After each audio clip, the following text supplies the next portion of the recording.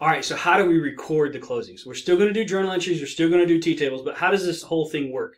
I know that there's certain accounts that I have to close, but I mean, I also know that because of double entry accounting, that not only if one goes away, something else has to be affected.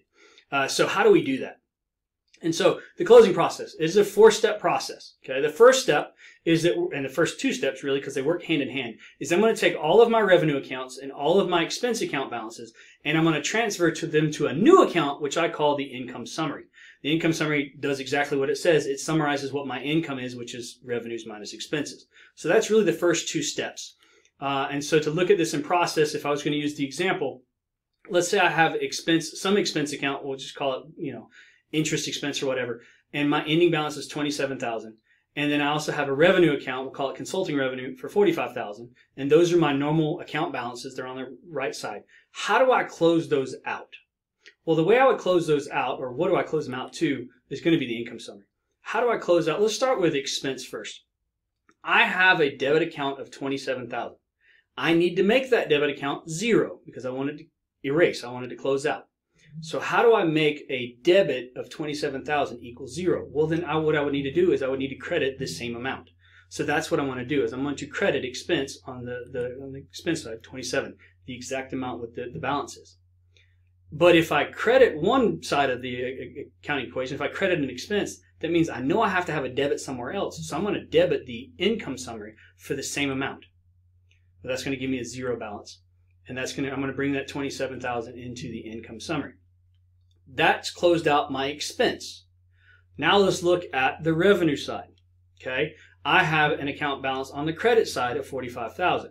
How do I get rid of it? Well, I would need to debit the revenue account by the same amount, $45,000. So I would do 1231, $45,000. That would give me an ending balance under revenue of 0.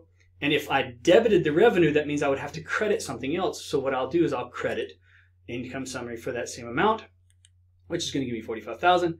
Now I have a whole new account, which is the income summary. If I find the account balance for that, that's going to give me $18,000 on the credit side or the revenue side on the situation. So I have a net income based on this of $18,000.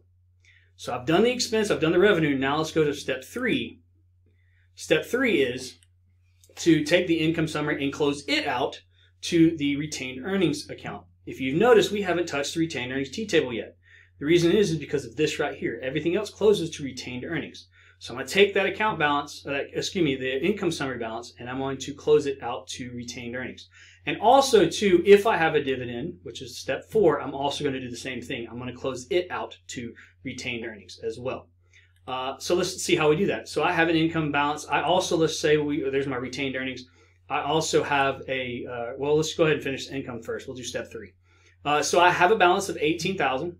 Account balance. So in order to get rid of that credit, I have to debit the same amount. So I'm going to debit $18,000. If I debit income summary, that means I have to credit something else. So I'm going to credit retained earnings for that same amount, $18,000, on the credit side. Now I also have a dividend in this example. Sometimes you don't. If you don't have to worry about it. But I have a $2,000 balance in dividends. So it's on the debit side. So to get rid of it, I have to credit it. Credit $2,000. That's going to give me an ending balance of 0. And if I credited dividends of $2,000, I need to debit another account. Again, I'm going to debit retained earnings for that amount of $2,000. And then the last thing I need to do is figure out my account balance for retained earnings, and that's going to give me my ending retained earnings balance of $16,000. A lot of steps going into the closing process. This is the trickiest, probably the trickier part of any of the accounting cycles, just because it's very monotonous and it's, having to do all these steps and everything. But once it's there, and it's pretty straightforward. Once you see it work, it's pretty straightforward. You can start seeing the rhythm and the pattern here. But I also want to point out too, please do not make the mistake. Yes, expenses, revenues, and dividends all close out to retained earnings eventually. But retained earnings does not close out. It stays there forever. It's a permanent account. So that's how you do the closing process. Appreciate it.